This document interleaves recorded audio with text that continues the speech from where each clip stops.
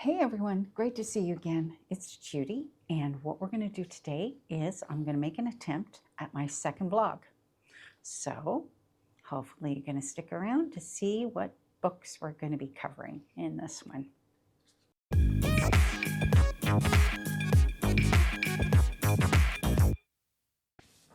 Okay, so yes, things are still a mess. I'm still working on the library. Well, I'm actually now in the process of putting everything back together.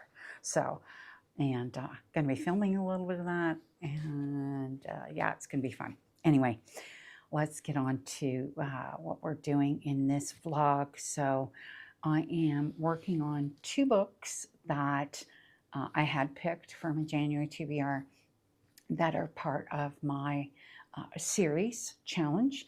And first one is The Gate of the Feral Gods by Matt Dinniman, and this is book 4 in the series. And then funny enough, the next book I'm going to do is Cibola Burns by James S.A. Corey, and this is also book 4 in the Expanse series. So we're going to be working on those. Okay, so time to start the second vlog that I'm going to do for you. And our first book is The Gate of the Feral Gods by Matt Dinniman. This is the 4th book in the Dungeon Crawler Carl series. And just a quick synopsis. New achievement goal, total utter failure. You failed a quest less than 5 minutes after you received it. Now that's challenge. So surviving multi-level dungeon. That's where they're at. I'm trying to see, does it say what level? This is the 4th, it's the 5th floor of the dungeon is where they're at in this one. And if you can read this, I don't know if you can or not. I think you should. It says, cats do not swim. So I'm assuming something is related to water. Don't know how yet. There is a bit of a diagram right at the very beginning of the book. Oh, where are we? Here it is here. It says desert bubble, and it's this, which is kind of odd, right? So I have no idea. It's obviously, there's quadrants. It says sea, land, tomb, and air. So obviously there's water somehow relates to it, and it's in like a bubble, right? In that like kind of round bubbly thing down at the bottom. So I am like dying to read this. Prediction, 5-star. Okay, so that's my prediction for this one. Just like any of the Dungeon Crawler Carl series, because they're all 5-star for me. A total 5-star series. So just getting started. And when you see me next, I should be at least a good 150 pages in, I hope. Okay, so that's it for now. On the front, cats don't swim. Do not swim. This is actually relevant to what is happening in this book. So in this book, Carl and Donut are on level 5. Okay, and level 5 is described as, I'm trying to think of where the best explanation is. They're at one point they're doing they do these regular recaps of what happened. It kind of gets projected to them. So as soon as they get to a new location, at a certain point, you get a recap on what happened previously. So they're getting a recap on what happened at the tail end of level 4 as they were coming down, so they know who survived, who didn't. Kind of brutal that way. The whole story going all the way through is a bit like that. And they also get a recap on where they are and what their new location is like. Their new location is described as all kinds of series of bubbles. Now, I thought I ticked it off. No, hold on. Let me see if I did. Yeah, so it says. So I'm just going to read a little bit of this, okay? Hello, crawlers. Welcome to the 5th floor. We are so very excited for you to enjoy this new and exciting level. We have just over 178,000 of you joining us now. I can't remember the exact amount, but I think in the first book there were 10 million people, and they're only on level 5. So this is just, yeah, it's like brutal, right? So the description is, the last floor was somewhat of a mystery, and finding out how it worked was part of the fun. So the last floor was subway system. They called it the Iron Tangle. So that was in book 3. It says this floor is a little different. The layout, not so much a secret. The rules are pretty simple. We want you guys to have a great time with this one. There are over 4,000 castles on this floor. Every castle contains a single stairwell. No 2 castles are the same. Think of a sheet of bubble wrap. Every bubble is its own self-contained world. Each individual world has 4 zones or quadrants. There are a total of 1,172 bubbles, so that comes to a little more than 150 crawlers per puzzle. Like the castles, every bubble is different. So each bubble is split into 4 quadrants. So that would mean that the 150 crawlers that are in each of those bubbles are then separated into these 4 quadrants, right? And it says land, sea, air, and subterranean. So subterranean they call the tomb, and it's underground, obviously. But obviously the sea part is cats do not swim. And oh my God, that was such a funny part in this, because you know, Donut is like, hello, cats don't swim, huh? Hello. Right?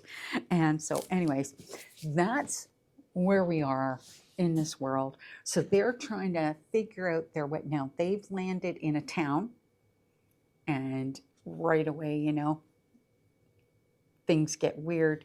They're in a desert. So that's where Katya and Donut and Mongo and Carl are, okay? And Mongo is really not, I don't want to say too much about Mongo because you have to read the first book to understand who Mongo is. So I'm not going to say.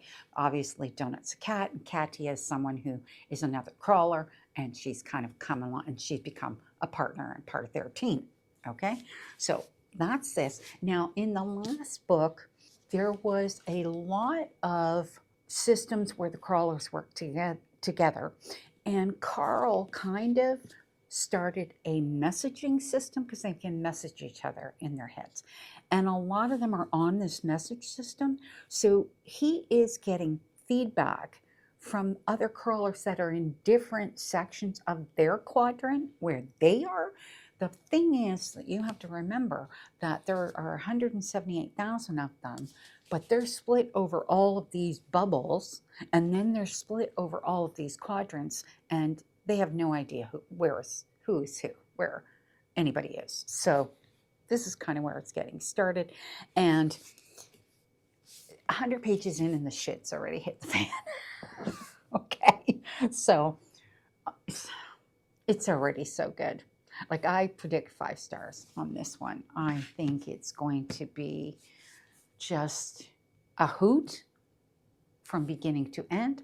And I have marked off certain things, but what I plan to do is I plan to go through my tabs and make note of everything, because what I'm doing is I'm tabbing sections that I want to be able to just mention to you. So I plan to go into my journaling system and just write down all the tabs, the page number and the tab, and what I found. Most of it is things that I find funny, because the whole book is just hilarious. It's hilarious, but it manages, the whole series manages to convey a certain lightness at the same time with a certain darkness. So there's death, obviously there's death. There is Matt Dinniman's statement on how our society was and the stupidity of some of the things we do because he builds it into the stupidity of the dungeon floors. Okay? It's a clear social statement in a lot of areas, but he balances that so well with the story. And oh my gosh, you love Carl and Donut right from the first book. Like right from the first book. Those two are fabulous. Okay. And like, I know Donut is a cat, but you don't think of Donut as cat. There's certain points where it's obvious Donut's a cat, but then, and it's hilarious how he works that into, yeah, just, it's so good. Okay, so that is technically my first update on that. And then we're going to go into it now. Should mention, right now, obviously I haven't given any spoilers, but there could be spoilers in this video. I will try not to give too many, but I can't talk about the book without giving away some spoilers, because this is the fourth book in the series. It's going to be the same thing when it comes down to Cibola Burn. I had initially thought, oh, you know, I'm not going to give any spoilers, but I can't not give spoilers, because you can't continue the story without there being some form of spoiler, like just obviously going from book 3 to book 4. So keep that in mind. There's going to be spoilers. I am going to put like a spoiler on the front of the video description, so that when people see it, they're going to know right away there's going to be spoilers. But there's no way to kind of separate them out. I know some people have mentioned do the non-spoiler part first and then do the spoiler part, the spoilery part second. And I'm like, I actually don't mind when people do that, but I have to figure out how to do that. So we're going to see if I can figure out how to work that into this one. So yeah, we'll go from there. Okay. All right. So that's my first update, and we'll see you in the next update. So just in my office before I start my work for the day, and I thought I would do a quick update on Dungeon Crawler Carl. Well, the Gate of the Feral Gods is the book I'm on, book 4, which I started previously. I think I was at 100 pages in my last update. I am now 45% through, so I can't remember, 260, 270 pages, something like that, somewhere in that one. Anyway, there's not a lot I can say that wouldn't give away the whole farm on this, because it is book 4 in the series. So as I mentioned before, we're on the 5th level of the game, and the idea is they're in this bubble, and every bubble has 4 quadrants. Okay, so there's sea, land, air, and underground, basically. And they have to capture all of the castles in their bubble quadrant in order to get the stairs to go down to the next level. So essentially all 4 castles have to be captured. So at this point, there is obviously where Carl is, they're in the land quadrant with a floating castle, and they are trying to bring the castle down. I think it's really interesting because there's actually quite a lot of politics in this particular story with the ones that are running the games and Carl. It's like they are setting him up to lose, kind of. And it's getting really weird on how they're doing things. And Mordecai is like their manager, and he is the one who is supposed to help them through this. And he is kind of stumped on what the hell is going on, you know? So I'm loving it. Oh, it's just incredible. I've just been tired and I haven't been reading nearly as much as I should be. And I've got to get through this because I've only got 2 more weeks left in January. And I've got this one, and I've got the 4th book in the Expanse series. And that one is like almost 600 pages as well. So I've got to get those 2 done. Those are my priority for the month because I'm vlogging those. Everything else that I need to read will get read if we get to the end of the month. Like I do have a cozy that's not too long that I can get it read. Yeah, so, and there is actually a nonfiction that I have that is not super long too, which I can kind of tack on to the end after I finish these 2 longer ones. So yeah, we'll see. I'm hoping to finish both books by the end of this week. As I'm filming this update, it is the 19th of January. So I would like to finish Dungeon Crawler Carl and The Expanse by Sunday, which I think is the 20th. No, what is Sunday?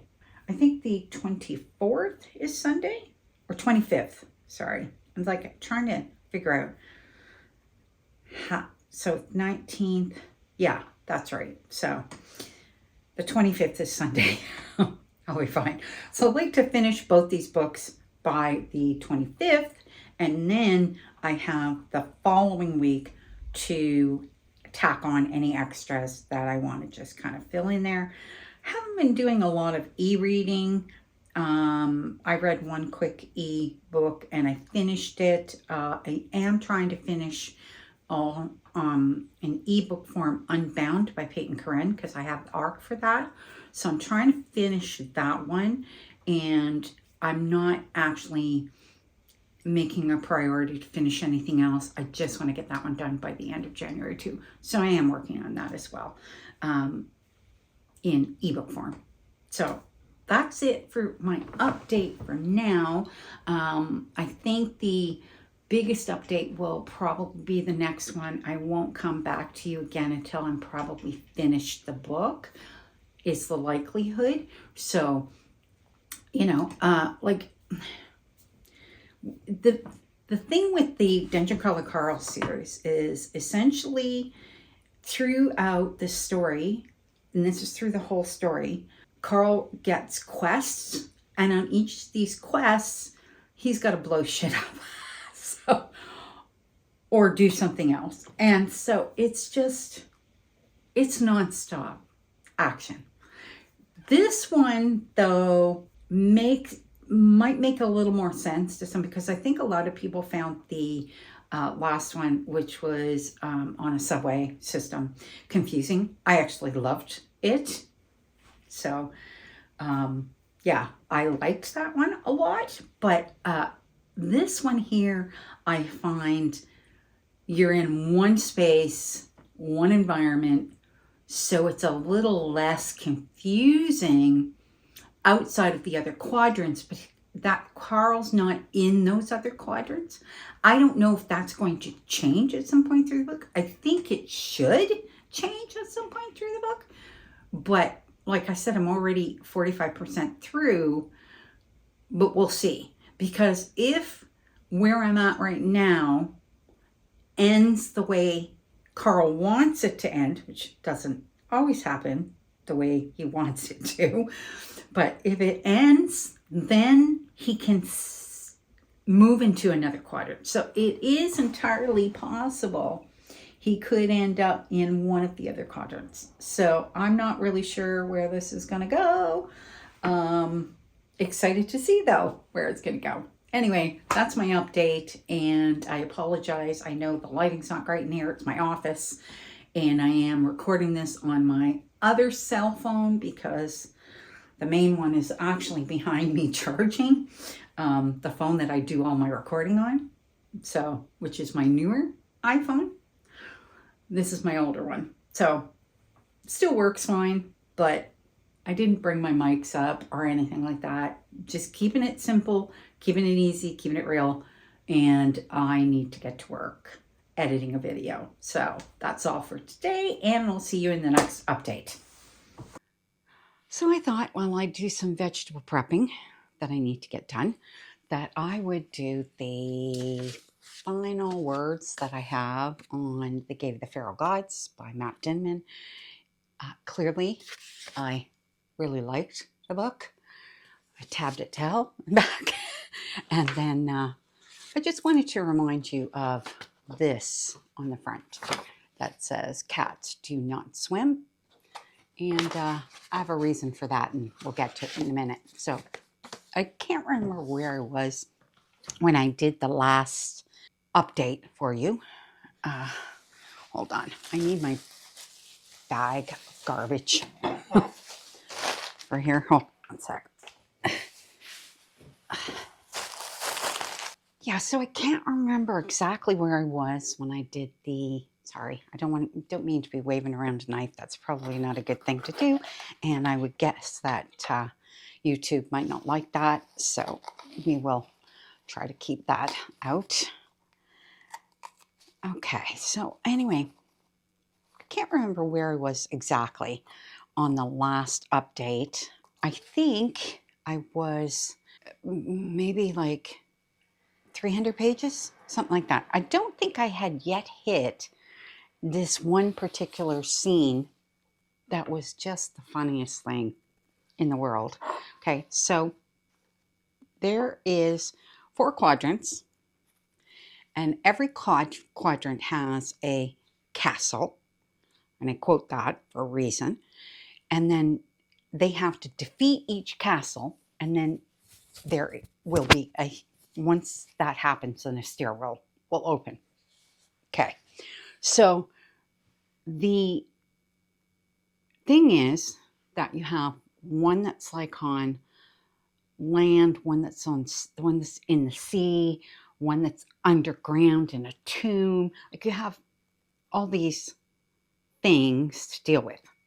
And then there's the bubbles, and there's like 1,100 plus of these bubbles, and the crawlers are distributed amongst all these bubbles, and they're not evenly distributed. Okay, like we find out there's a bubble with 1 person in it, and then we have another bubble with like 500 people in it. So you know that they're dealing with all of this, and they're trying to figure out, because they can, based on the last book, the crawlers can now communicate through a messaging system.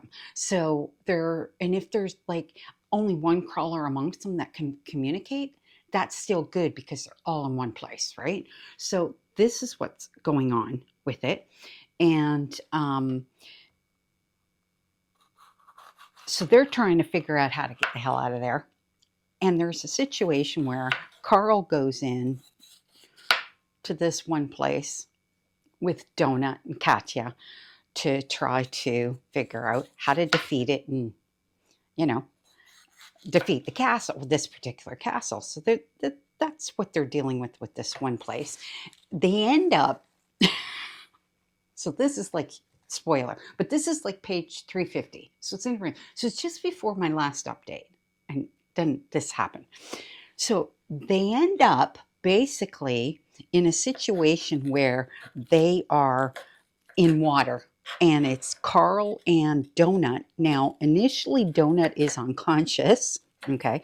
And they have these scrolls that are breathing scrolls, so it does allow them to breathe underwater, but they have to keep tossing scrolls to continue to breathe, and they're in this situation where now him and Donut are underwater, and they have to worry about these weird sharks.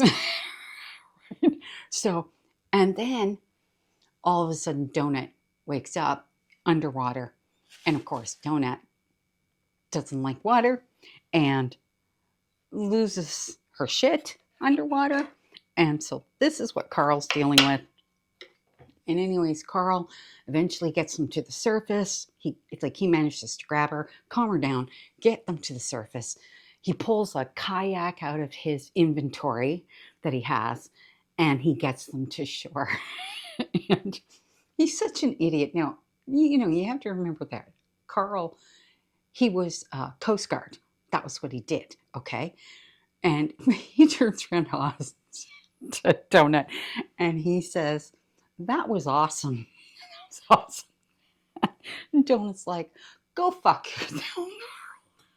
And I was like, oh my God.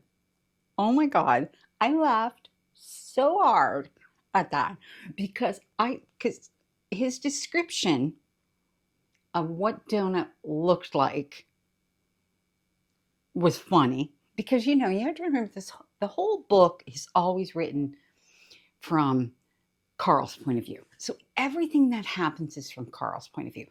Even though you do not lose track of what's happening with everybody else because this communication system and everything like it, how Matt Dinman does it is freaking brilliant, okay? But like the scene like that, you can't possibly get why Donut is just, you can imagine this cat looking like a drowned rat, dripping with water, and looking at him with such disdain, okay, and telling him to go fuck himself. I laughed so hard. So that was like, you know, one point, right? And then in another, there's like all kinds like this, but there's one point, okay, because they're saying that the people that run this thing, okay, the corporations that run this thing, that they're always saying that Carl is crazy. Like everybody says Carl's crazy. And then and Donut finally turns around almost towards the end of the book at one point and basically says, yeah, they're right. You're like certifiably nuts, you know? Like, and it's just what they've done with Donut and how Donut, what he's done where he's taken Donut when she first started talking in the first book and the personality that this cat has developed over time. It's like unbelievable, okay? Carl's constant need to protect her, but not just him. I mean, I think that, you know, Carl's need to protect everybody is very apparent, especially now that, you know, all the crawlers can communicate and all that stuff. But let's just say that he does a lot of stuff in this book to piss off the people running the show. And the fallout is going to come soon enough. And there is something that happens at the end of the book, which I am not going to say, that Odette does. Now, Odette is a individual who runs like a show. Think of like a female alien version of the guy Flickerman. Is it Flickerman off of the Hunger Games? The guy who runs the show that they go on and they have to perform, basically, you know? So Odette has a show like that.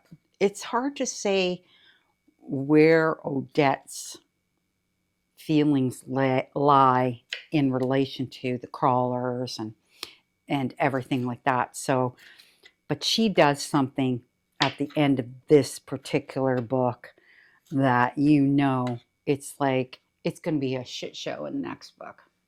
I think the next book is The Butcher's Masquerade. And like, if I'm being perfectly honest, yeah, I'm butchering this, just ignore me. If I'm being perfectly honest, it's like, I can't wait for the next book. It's going to be so good. Okay. It's just going to be so good. And I mean, you know, like I am not a huge, I don't game. I don't do anything like that. But all of the gaming aspects that are in this, like the prompts that you get, the boxes that they get, the awards that they get, how they keep their inventory, how they throw like not spells, but like they have potions and healing potions and like the breathing potion and all that stuff. Like I love that part. That makes the story really. So it's, yeah, I truly love that part. Okay. And, you know, even as a non-gamer, you can kind of appreciate how all of that works, right? Because it's just so, it just, it kind of evens things out a little bit with how Carl and Donut deal with what's being thrown at them in in the um, in the game, right? How all the crawlers deal with it. I mean, all of them do. And I mean, okay, at the other thing that is really relevant, okay, and this kind of comes to light in this one too, is that like initially, I think they start off with hold on. Need drink. I think they start off with about 13 million crawler, like 13 million people go into the dungeon when it opens on Earth. They're crawlers. That's what they're called. When we get to this point, Carl says there's under 100,000, something along those lines. And the system's not happy about that either, okay? Because they need a certain number to survive, to make more money, okay? From the sponsors and people watching this thing and everything like that. Like, they don't make any money if all the crawlers are dead, right? So this is something that I think, you know, Carl kind of has a handle on that too. The other thing that you get, no, I don't, I'm not going to say. There is something, oh, the power kind of flickered a little bit there. Yeah, wow. We're supposed to get a snowstorm this weekend. I'm filming this on the Saturday before the Sunday of the big snowstorm. Yeah, we're going to get nailed with it a little bit here too. We're supposed to get like 15 to 20 centimeters of snow, which for us is actually not unusual.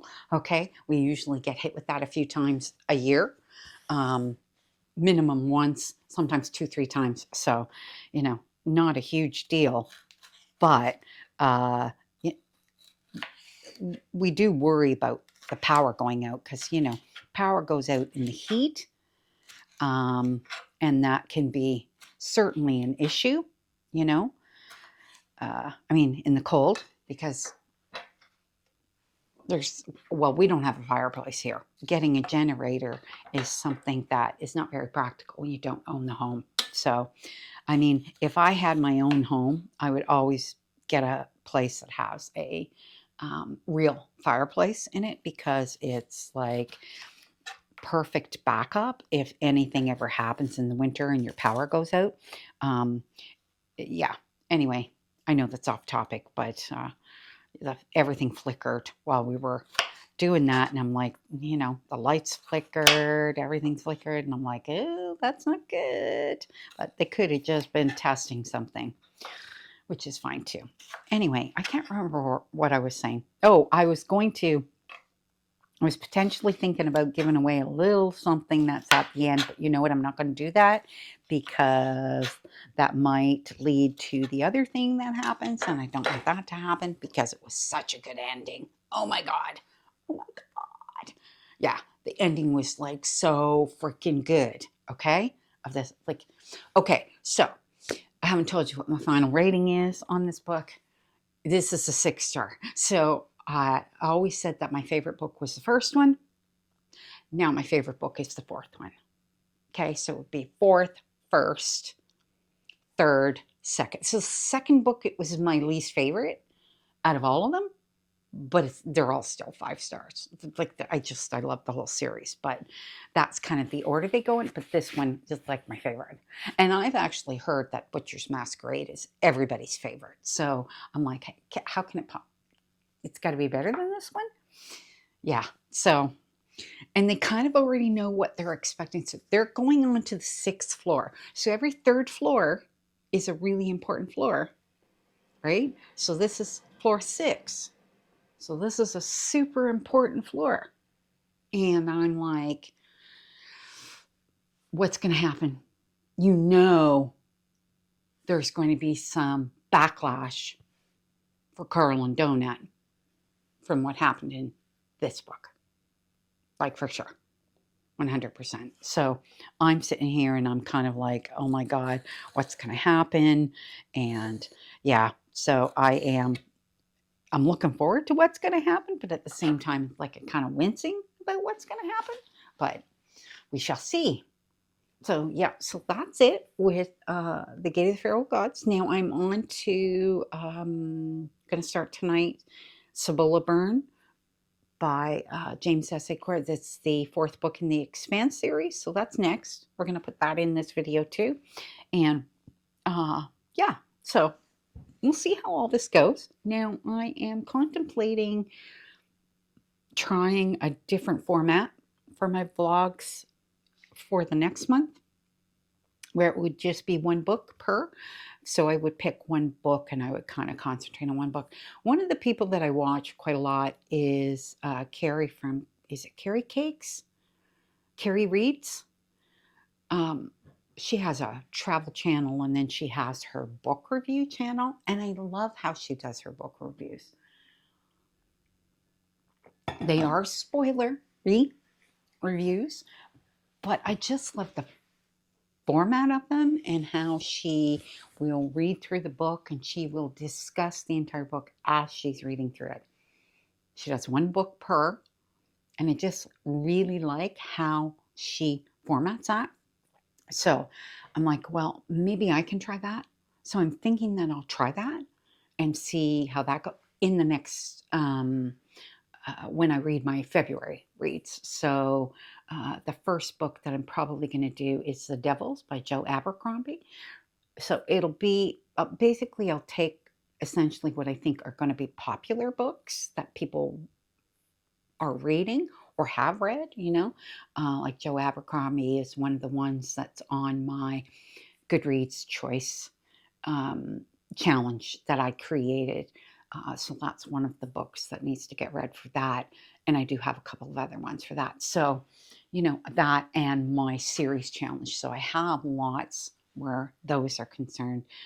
So we'll see how it goes. So I might try that with a couple of books in the next one. So I'm not putting so much pressure on myself to read too many. And then we'll kind of go from there. But anyways, that's the plan. So that's the end of this book. So the next time you see me, I will have dug into Cibola Burn.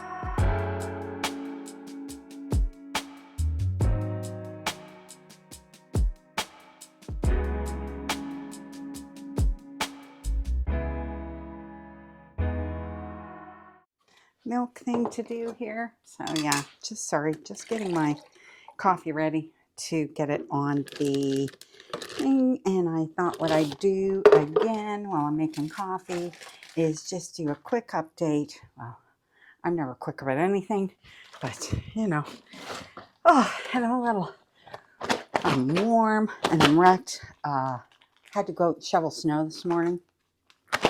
I just say thank God for the guy that lives across the street, because he was out with his snowblower and he came and he did the sidewalk area. So that really helped. I don't have a ton of area in the front of the house that needs a lot of shoveling. It's more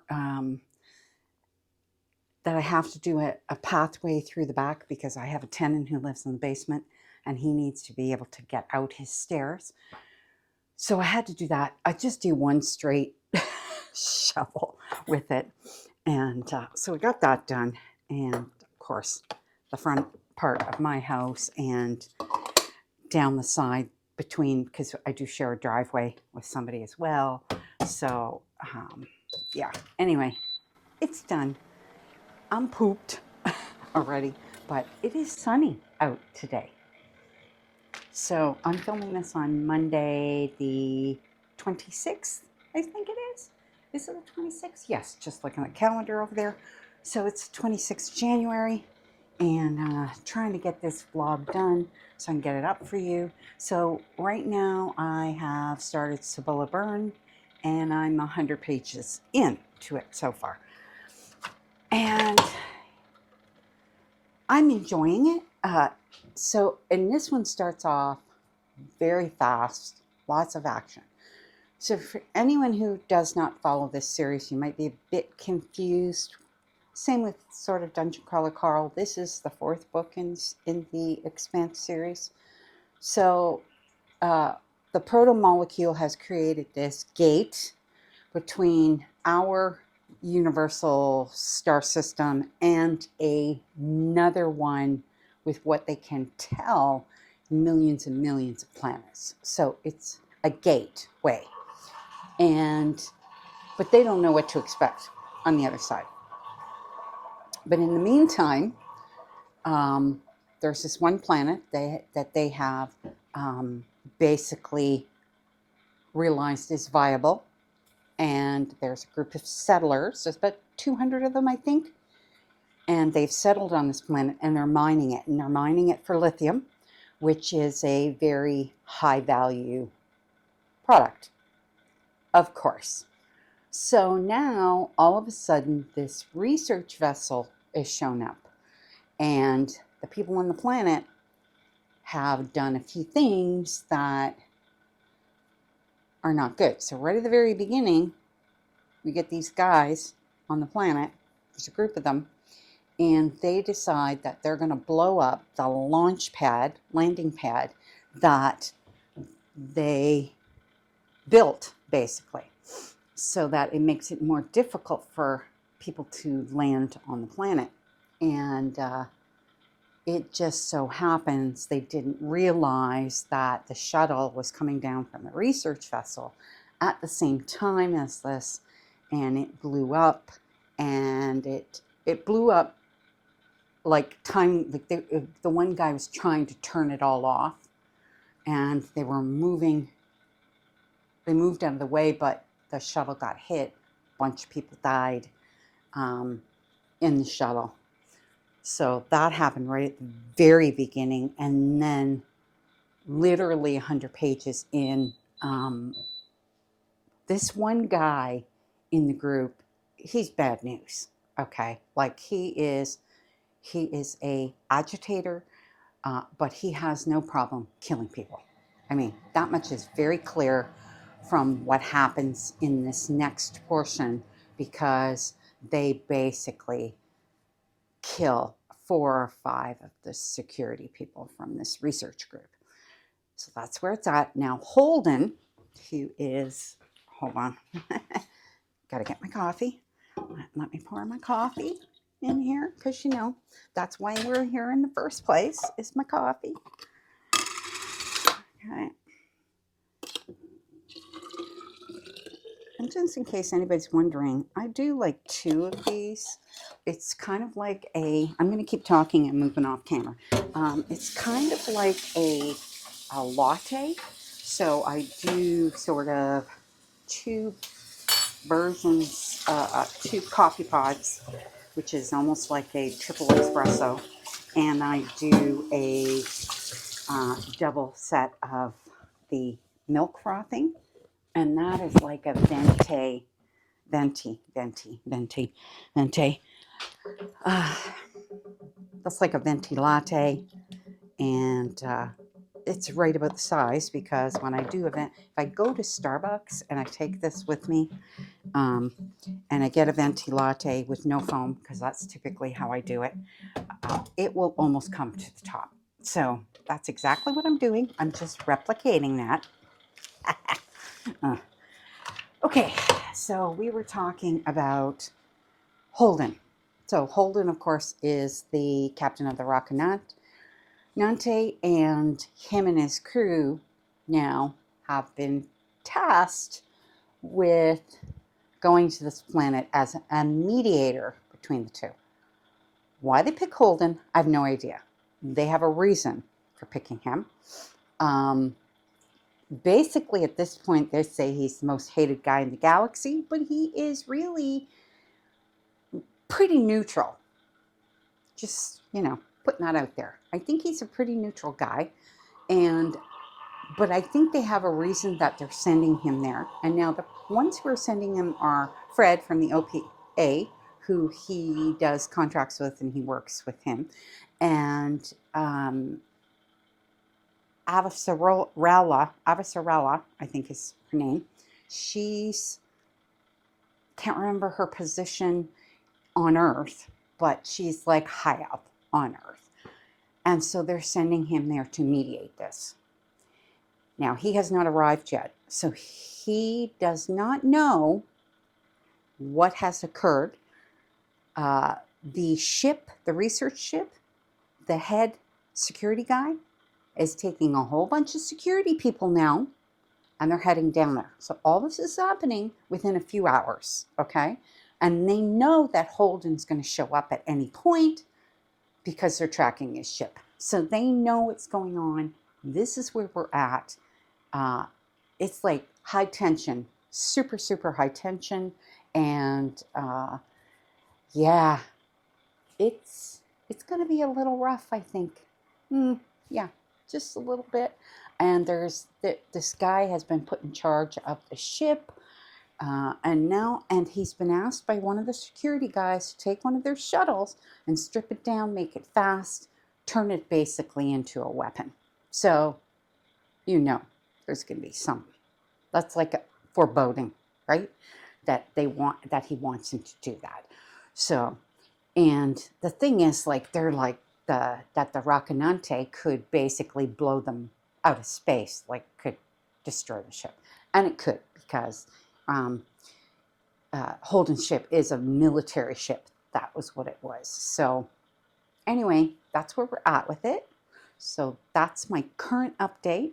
And I think that it's going to be good. I mean, this book is almost 600 pages. So likelihood is this is the last thing I'm going to read in January, because I am probably not going to even try to fit another book in. So I am actually just going to take my time with it. But the likelihood is that I'll come and I'll do an update about 50% of the way through. And then that way, we get a good clear update, and then I will update again at the end. And now this that I've told you everything is just the first 100 pages. As I get towards the end, try to tell you less key things that are happening, because this part, the 100 pages, has set the scenes on the tension and everything that's going on. So I am going to try not to give too many spoilers away as we go through. I tried to do the same thing with Dungeon Crawler Carl, because, want to give you the full advantage of what the story entails. So maybe you'll go back and you'll start at the beginning, because with the Expanse, as with any of these types of series, you have to start with book one, because book one solidifies who Holden is, what's happening with that ship, how he ended up with the Rocinante, because initially it's like they kind of stole the ship, but there's a reason that they did. And that all happens in the first book. And the proto-molecule that created this ring, that all happens in the first book. So you have to read from there and then go through. And yeah, it's been great so far. And this one's off to a banging start. Okay. All right. So that's it for now. And yeah, so I'll see you in the next update. Okay. Oh. All right. So I am about 45% through Cibola Burn, which is, again, book 4 in the Expanse series. And I'm going to try to make some good headway. I mean, I have until Saturday to finish this. And so minimum 100 pages. It actually reads pretty quick. So that is one good thing. Like, I find that it is not a, like this, it's not super small text, even though it's almost a 600-page book. It reads like quite quickly, and can't complain about that. So where we're at in this thing is you've got the colonists on this one particular planet, and you've got the corporation research scientists and everything like that have attempted to also, they want to study the planet, whatever. It's all a money thing. So, and that's been pretty much the theme throughout this thing, is everything is like corporations in the background, moving chess pieces around, politicians moving chess pieces around. Earth still plays a fairly significant part in some of this. Mars, which is a colony, which is kind of at odds with Earth, so that comes into play. This is all in the first and second books. This is kind of a deeply established, okay? But then you have this proto-molecule. And so what's happening on this planet is now they've sent in Holden, who's trying to deal with these two sides, and the security guy from RCE, which is the corporation, is a pretty questionable character.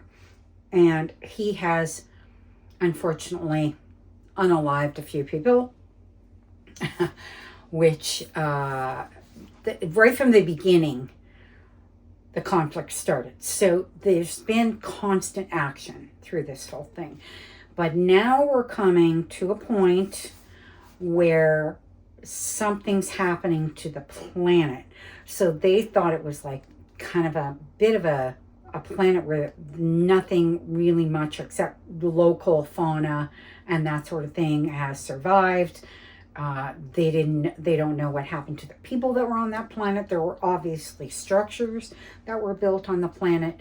So all of that is like kind of a question, but something is awakening on the planet. So that's where we are. And that is, you know, I'm going to admit, a bit of a spoiler.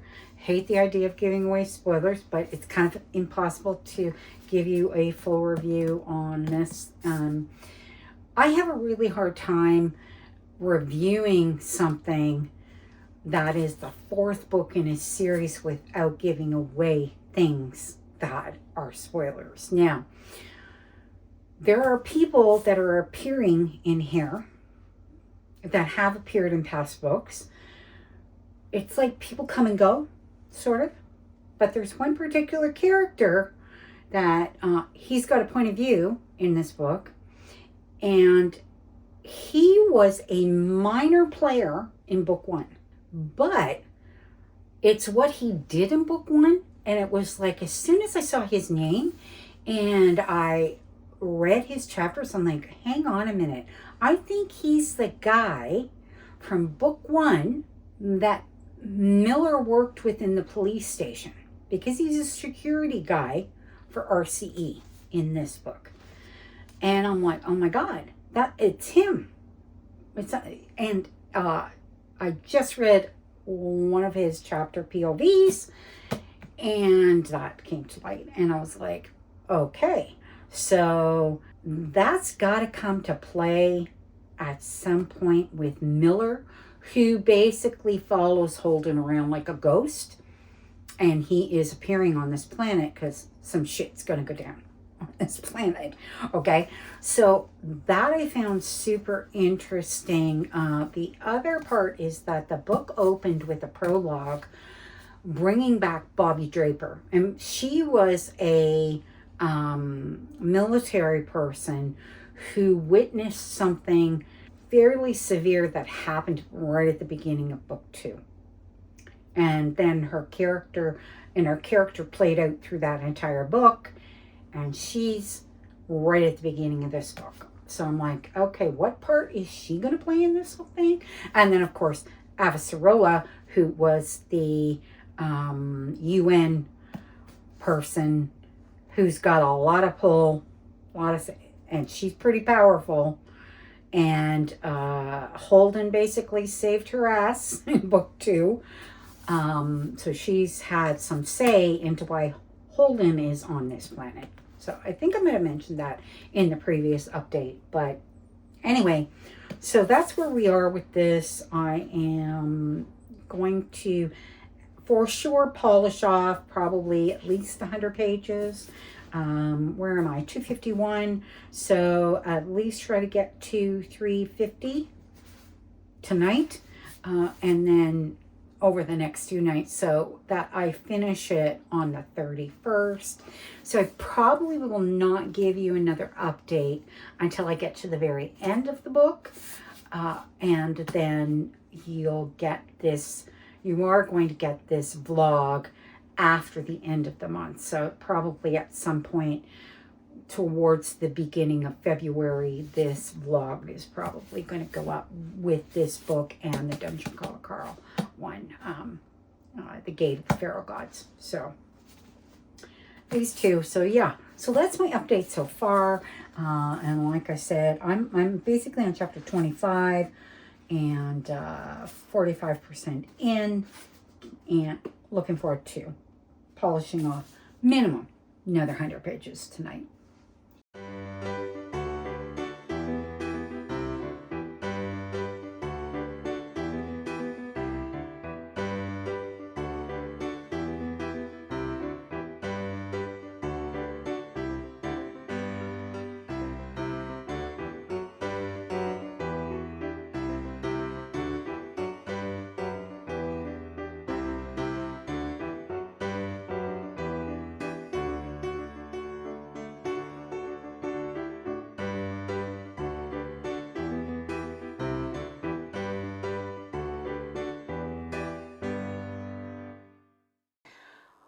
Hey guys, so I am actually just here doing some filming of some other video stuff that needs to be done, and I thought I'd do a final update on Cibola Burn.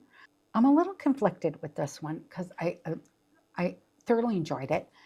In all of the previous books, because this is book 4 in the Expanse series, and all of the previous books have been 5-star books for me. And they all have a very similar sort of thing where there's a conflict. Now, the story has kind of continued on from the first book, and it has sort of progressed along, which is natural. And same thing in this one. And it always, every book always has a number of multiple viewpoints. But what I found with this one, so as we were going through, I think where I left off was at the point where we had the ships were stranded in the in space. So there were the 3 ships. There's the Barbacola, which was the one that the settlers originally came on. There was the Israel, which was the one that the research scientists owned, that the corporation owned. And of course, there is the Rocinante, which is the ship that's Holden and his crew. So you've got those 3 ships, and they're in orbit, and their orbit is decaying. They've lost power, and then everybody that's on the planet is now also stranded because basically a huge thing hit on the other side of the planet and it decimated the planet, more or less. So that's what happened, and you have all the conflicts going on. Now, what I found with it, because I don't want to give away anything that happened at the end or anything along those lines, but we're going to talk about a few key things in 1 second. What was my biggest issue with this particular book, and I did kind of write it in my review of the book, is that there were a lot of viewpoints, and there were certain points where the viewpoints were kind of overlapping quite a bit, and got a little bit confusing. So that happened. And then at certain section, which was kind of in the middle, it dragged. And it actually took me a long time to read this book, which normally these books don't take me that long.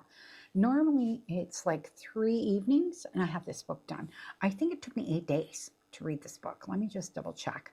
Has it here? Yeah, 8 days to read it. That's like super rare for me.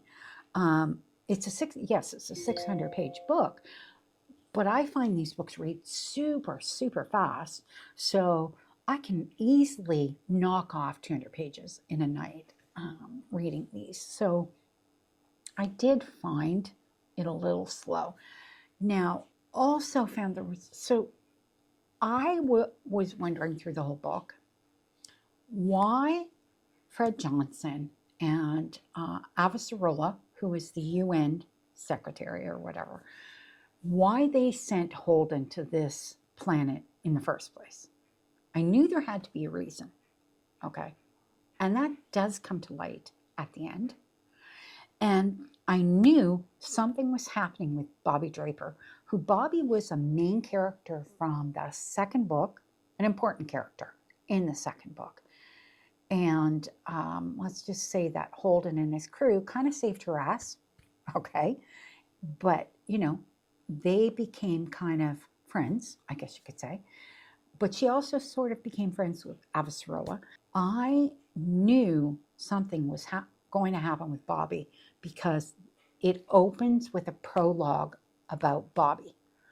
I think that prologue should have got tossed in the, okay, because it gave away that something was going to happen with Bobby. So when you get to the end, you know something's going to happen because Bobby's not anywhere through the whole book, right? So when you get to the end and she shows up, you know, yeah, like it was like a foreshadowing, and I think it was kind of unnecessary. So those are the things that I found were off. So this book got a 4.5 from me, whereas all the other books were 5-star, and in actual fact, Leviathan Wakes, which was the second book, was like 6 stars or more. It was just like such a fantastic book. Loved it so much. Actually really liked the third one too. Second one, you know, that was kind of middle of the road, but it's still 5 stars. But compared to the other two, you know, this one's definitely the one I liked the least out of all of them, but I still loved it. So 4.5 stars because it wasn't perfect for me. And yeah, so that's all I have to say about that one. And I think that still, I can't wait to move on to Nemesis Games. I think it's the next one in the series, and it is on my series wheel. So, you know, very excited about that one. Can't wait to see where it goes. And yeah, so that's it for this vlog. Now, what I'm going to do probably going forward is something a little bit different, and you're going to find that out when I do post the next vlog.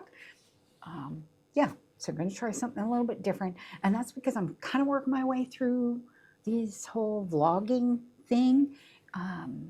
Yeah, you know, we'll see how it goes. I'm not 100% sure if I like doing vlogs, which is why I'm going to approach it slightly different for the books that I read in February, because I am not going to put as much pressure to read as many. So I'm being a little bit more selective, and it's going to be one book per vlog. So we'll see how that goes, and then we'll go from there going forward into March and onwards. So yes, that's it for this vlog. And again, open to comments, suggestions, anything you would like to hear, whether or not you like spoiler vlogs. I think spoiler vlogs work okay because my reviews don't have spoilers. So when I do my full review at the end of the month, the books are going to still be in it, but it's going to just be more general type review like I would normally do. So, all right, we'll see you in the next video.